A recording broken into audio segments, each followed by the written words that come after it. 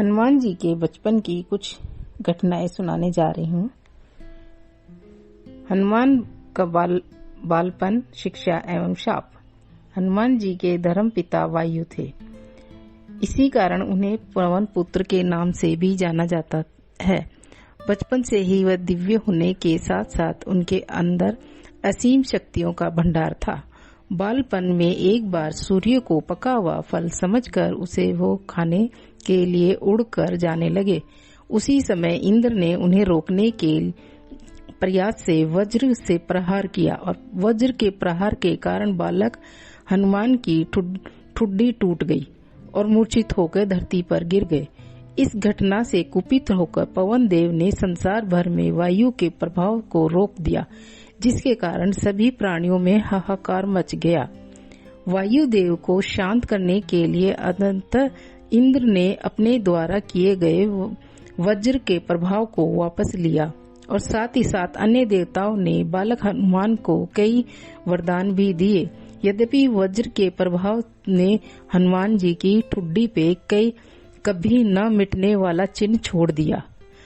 तदुपरांत जब हनुमान को वायु के महाज्ञानी होने का पता चला तो उन्होंने अपने शरीर को बड़ा करके सूर्य की कक्षा में रख दिया और सूर्य से विनती की कि वो अपना शिष्य स्वीकार करे, मगर सूर्य ने उनका अनुरोध यह कहकर अस्वीकार कर दिया कि चूंकि वो अपने कर्म स्वरूप सदैव अपने रथ पे भ्रमण करते रहते हैं, अतः हनुमान प्रभावपूर्ण तरीके से शिक्षा ग्रहण नहीं कर पाएंगे।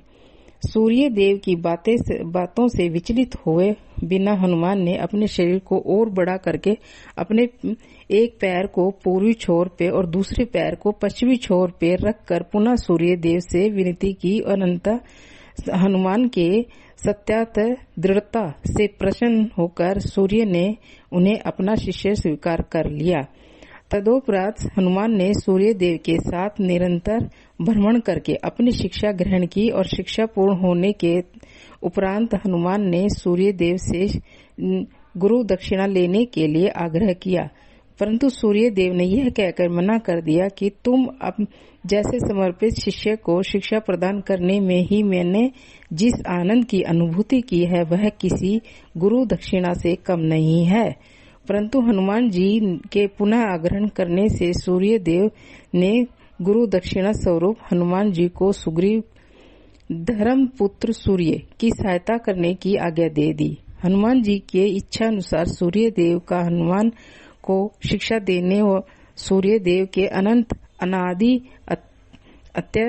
अविनाशी और कर्म साक्षी होने का वर्णन करता है। हनुमान जी की बालपन में बहुत नटखट थे। वह अपने इस स्वभाव से साधु संतों को सताते थे और बहुधा वो उनकी पूजा सामग्री और आदि अन्य वस्तुओं को छीन झपट लेते थे।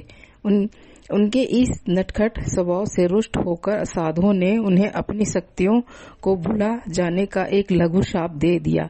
इस शाप के प्रभाव के कारण हनुमान अपनी सब शक्तियों को अस्थायी रूप से भूल जाते थे और उन्हें पुनः किसी अन्य के स्मरण कराने पर ही उन्हें अपनी असीम शक्तियों का स्मरण होता था। ऐसा माना जाता है कि अगर हनुमान शाप रहित होते तो रामायण में राम रावण युद्ध का स्वरूप पृथक भिन्न न्यारा ही होता। कदाचित वह स्वयं ही रावण सहित संपूर्ण लंका को समाप्त कर देते। इस प्रकार की कथाएं सुनने के लिए सब्सक्राइब कीजिए मेरे चैनल को।